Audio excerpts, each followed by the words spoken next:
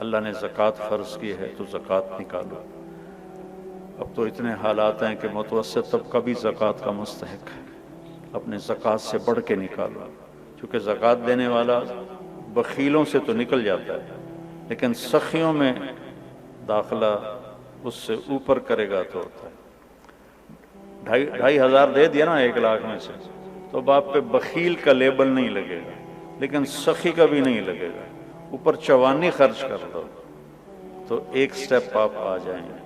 سخی بن کے زندگی گزارو، لوگوں پہ خرچ کرنے کا مزہ بہت ہے، جوڑنے کے مزے سے زیادہ لگانے کا مزہ ہے۔ تو رمضان آ رہا ہے، خرچ کریں، زکوٰۃ سے بڑھ کر دیں، انتہائی ضرورت مند ہیں ہمارے لوگ۔ ابھی تو وہ جو سیلاب سے جو گھر گرے تھے ابھی تو وہ ہی نہیں بنے، کتنے ہزاروں لوگ بے گھر بیٹھے ہوئے ہیں۔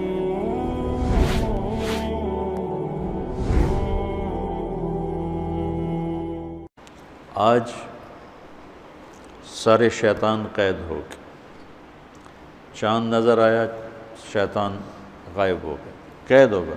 تصفد فیہم مردۃ الشیاطین، بڑے بڑے شیطان قید ہو جاتے، اس لیے تو نمازی بڑھ جاتے، وہ پھر آہستہ آہستہ گھٹ جاتے ہیں کہ وہ ایمان کی اتنی طاقت نہیں ہوتی کہ وہ چل سکیں، لیکن ایک دفعہ جب وہ چھوٹتے ہیں شیطان سے تو سیدھے مسجد میں آتے ہیں۔ دوسرا کیا ہوا؟ جنت کو دھونی دی جانے لگی اور جنت کو سجایا جانے لگا روزے رکھنے والوں کے لیے۔ تیسرا کیا ہوا کہ ساری جاندار مخلوق روزہ رکھنے والوں کے لیے دعا میں لگ گئی، دعا میں مشغول ہو گئی۔ چوتھا کیا ہوا؟ روزے دار کے منہ سے جو ایک سمیل آتی ہے خالی معدے کی، وہ اللہ تعالیٰ کو مشک سے زیادہ اچھی لگتی ہے، پسندیدہ ہوتی ہے۔ اور پانچواں کیا ہوا کہ اللہ تعالیٰ رمضان کی آخری رات سب کی بخشش فرما دیتے، اور اس وقت اللہ کا عرش پہلے آسمان، روزانہ تہجد میں عرش الہی پہلے آسمان کی طرف آتا ہے۔ یہ اللہ کو پتہ ہے اس کا کیا مطلب ہے، یہ اللہ کے نبی کو پتہ ہے، ہم اس پر ایمان لائیں۔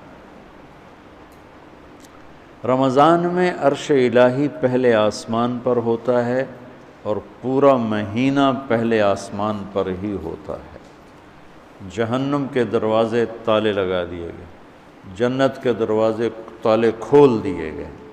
پہلی امتوں کو ان باتوں میں سے ایک بات بھی نصیب نہیں تھی، ان کے لیے رمضان اور غیر رمضان ایک طرح تھا۔ فضیلت ملتی تھی، لیکن جیسے ہمیں اسپیشل خصوصی پیکج نہیں ہوتا، یہ فون والے پیکج نکالتے ہیں، تو میرے اللہ نے اس امت کے لیے خصوصی پیکج تیار کیا ہماری بخشش کے لیے۔ ہمیں رات کی نماز عطا فرمائی قرآن سننے کے لیے، چونکہ اللہ نے قرآن کو باقی رکھنا ہے۔ تو رات، زبور، انجیل تو ٹیمپریری کتابیں تھیں، اس لیے وہ مٹ گئیں، ان کے ترجمے پائے جاتے ہیں۔ اصل بائبل کیا تھی خود بائبل والوں کو نہیں پتہ، اصل تورات کیا تھی تورات والوں کو نہیں پتہ، وہ اصل لینگویج ختم ہو گئی۔ تو قرآن ایک واحد کتاب ہے جو اپنی اصل کے ساتھ موجود ہے۔ تو آپ کو ایک فضیلت یہ حاصل ہے کہ آپ روزے رکھیں گے، دوسری فضیلت یہ حاصل ہے کہ آپ اللہ کے راستے میں رہیں گے، تیسری فضیلت یہ ہے کہ آپ علم کی طلب میں رہیں گے۔ تو اس سے خوبصورت رمضان کسی کا نہیں ہو سکتا۔ یا جو اللہ کی راہوں میں دھکے کھا رہے ہیں، کوئی پیدل چل رہا ہے، کوئی اونٹ سراؤں میں چل رہا ہے، کوئی سفر کر رہا ہے، یا آپ ہیں جو گھر کو چھوڑ کر اللہ کا دین سیکھنے کے لیے جمع ہیں، آپ کا رمضان انتہائی عالی شان رمضان۔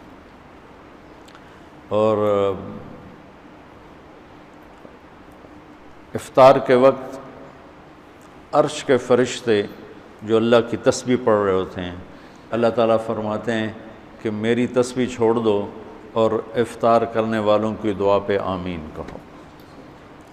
تو جب لوگ اکٹھے ہوتے ہیں افطاری کے لیے، حرمین میں بڑا ایمانی روح پرور منظر ہوتا ہے دیکھنے والا، کہ لوگ وہاں اپنے دسترخوان لگاتے ہیں، پھر دوڑ لگاتے ہیں لوگوں کو پکڑنا، بھی آپ میرے دسترخوان، آپ میرے دسترخوان پر ہیں۔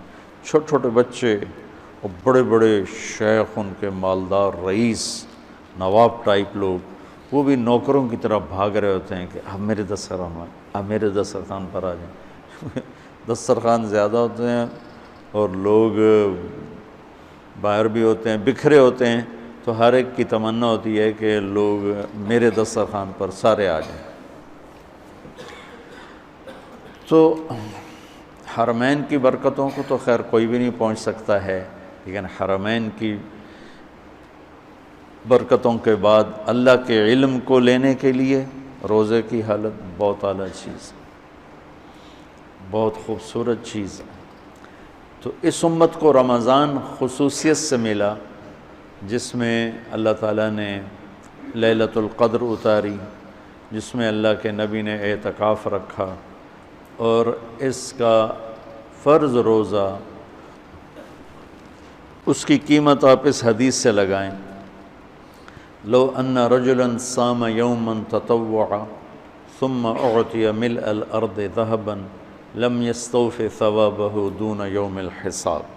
جس شخص نے نفل روزہ رکھا اور اس روزے کے بدلے میں پوری دنیا سونے سے بھر کے اس کو پیش کی گئی کہ آپ کا نفل روزہ ہے نا، اس کا یہ صلہ ہے، ساری دھرتی سونے سے بھر کے، تو میرے نبی کا فرمان ہے یہ سونے سے بھرا ہوا جہان بھی اس روزے کا بدلہ نہیں بن سکتا، اس روزے کا بدلہ اللہ ہی دے گا۔ تو اب آپ بتائیں فرض روزے کی قیمت کیا ہوگی؟ تو آپ دعا کرو اللہ پوری امت کو روزے رکھنے کی توفیق۔ اللہ تعالی ہمارے سرحد کے بھائیوں کو جزائے خیر دے۔ پٹھان روزہ نہیں چھوڑتے، بہت کم، وہ نماز نہیں پڑھتا ہوگا لیکن مر جائے گا، روزہ نہیں چھوڑے گا۔ یہ ان میں، ہمارے ان بھائیوں میں خصوصیت ہے۔ پنجاب میں کچھ روزہ رکھتے ہیں، زیادہ نہیں رکھتے۔ سندھ میں برائے نام ہے، اور آگے بلوچستان میں کسی کو پتہ ہی کوئی نہیں ہوتا، بلوچوں کا جو بروئی علاقہ۔ تو آپ لوگ دعا کرو، آپ اللہ کے راستے میں ہو، کہ اللہ پورے ملک والوں کو بھوک کا خوف نکال دے، پیاس کا خوف نکال دے۔